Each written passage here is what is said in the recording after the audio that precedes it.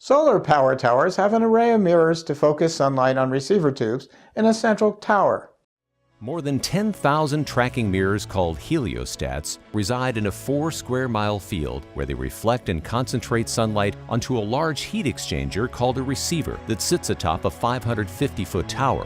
Within the receiver, fluid flows through the piping that forms the external walls. This fluid absorbs the heat from the concentrated sunlight.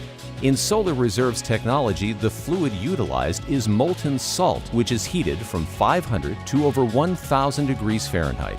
Molten salt is an ideal heat capture medium because it maintains a wider operating temperature range in liquid state, allowing the system to operate at low pressure for superior and safe energy capture and storage. After passing through the receiver, the molten salt then flows down the piping inside the tower and into a thermal storage tank where the energy is stored as high-temperature molten salt until electricity is needed.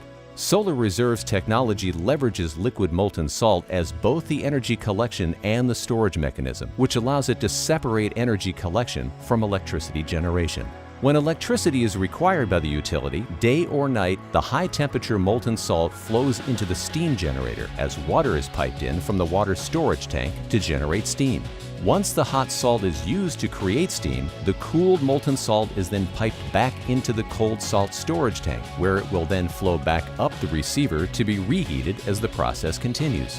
After the steam is used to drive the steam turbine, it is condensed back to water and returned to the water holding tank, where it will flow back into the steam generator when needed.